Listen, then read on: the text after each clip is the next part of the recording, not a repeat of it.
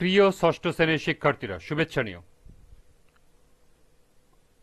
আজকে আমি তোমাদের ইসলাম শিক্ষা বিষয়ের বার্ষিক পরীক্ষার সিলেবাস, প্রশ্নের ধারা ও মান বন্টন নিয়ে আলোচনা করব। প্রথমে তোমাদের বলবো, যারা আমার চ্যানেলটি সাবস্ক্রাইব করো নাই তারা আমার চ্যানেলটি সাবস্ক্রাইব করবে এবং আমার সাথে থাকবে। তাহলে চলো আমরা ক্লাস শুরু করি।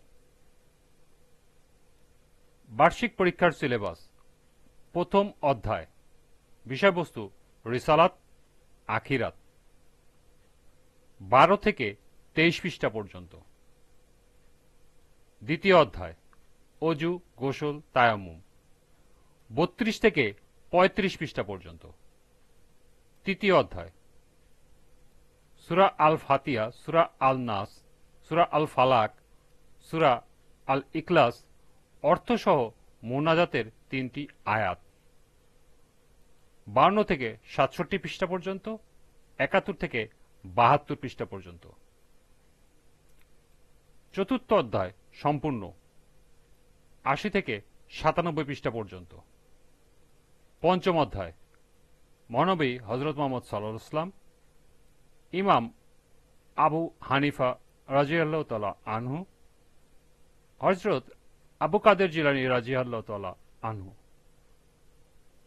99 থেকে 103 পৃষ্ঠা পর্যন্ত, 105 থেকে 109 পৃষ্ঠা পর্যন্ত। ষষ্ঠ অধ্যায় সম্পূর্ণ, 110 থেকে 115 পৃষ্ঠা পর্যন্ত। এই ছিল তোমাদের ইসলাম শিক্ষা বিষয়ের বার্ষিক পরীক্ষার সিলেবাস। তোমাদের মূল্যায়ন কাঠামো দুই ভাগে বিভক্ত: শিক্ষণকালীন 30%, সামষ্টিক বা লিখিত 70%। প্রশ্নের ধারা ও মান বন্টন। প্রথমে দেখব সামষ্টিক মূল্যায়ন বা লিখিত। অভিজ্ঞার ধরন লিখিত, পূর্ণমান 100। নৈর্ব্যক্তিক প্রশ্ন এমসিকিউ 15টি থাকবে, 15টির উত্তর দিতে হবে 1 নাম্বার করে, 15 নাম্বার। নৈর্ব্যক্তিক প্রশ্ন এক কথায় প্রকাশ 10টি থাকবে, 1 নাম্বার করে, 10 নাম্বার। সংক্ষিপ্ত প্রশ্নের উত্তর 5টি থাকবে, 5টি উত্তর দিতে হবে, 25 নাম্বার।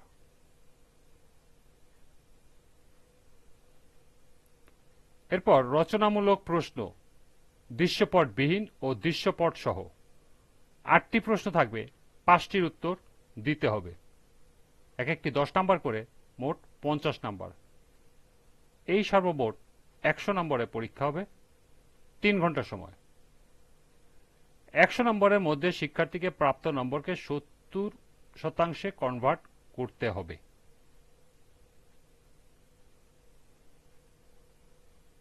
এই ছিল তোমাদের লিখিত পরীক্ষার প্রশ্নের ধারা ও মান বন্টন। এবার শিক্ষণকালীন মূল্যায়ন। প্রথমে থাকবে অ্যাসাইনমেন্ট বা প্রতিবেদন 10 মার্ক, শ্রেণীর কাজ 10 মার্ক, ব্যবহারিক কাজ বা অনুশীলন 10 মার্ক, সর্বমোট 30 নম্বর।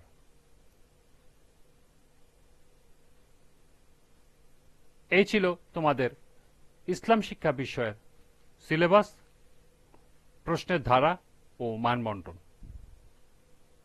আজকের ক্লাসটি এ পর্যন্তই। সবাইকে আবারও বলছি, যারা আমার চ্যানেলটি সাবস্ক্রাইব করো না তারা আমার চ্যানেলটি সাবস্ক্রাইব করবে এবং আমার সাথে থাকবে। সবাইকে আবারও শুভেচ্ছা জানিয়ে আজকের মতো আমি এখানে বিদায় নিচ্ছি।